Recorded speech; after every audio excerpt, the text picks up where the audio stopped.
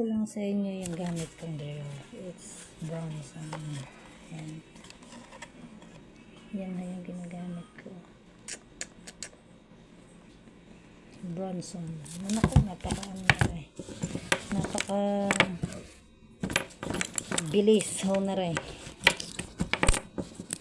Tapos areha ang ginagamit ko, mga beads na pang matibayan sa mga pantanggal, mga acrylic, ganun eh. Ayan. Ayan po. Mga metal ho. Nilalagyan ko ng magnet nang hindi nang mabiling kumapit agad. Yan. Ayan ho ang aking mga beads. Ito ho ay mga nail beads. Ito ay pag nagpupush ako ng mga cuticle area. Ito pong manipis. At ito yung pang matibayan ko talaga. Ginagamit. Yan. Ayan, itatry ho natin.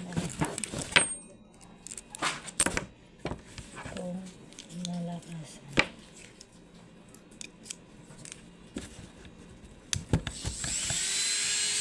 Sobrang na rin. Jar na sa jar, tulog na rin.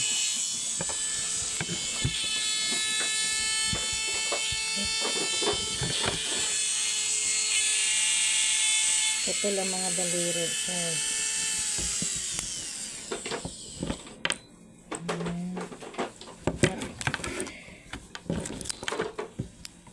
Sa susunod na tutorial ho ako para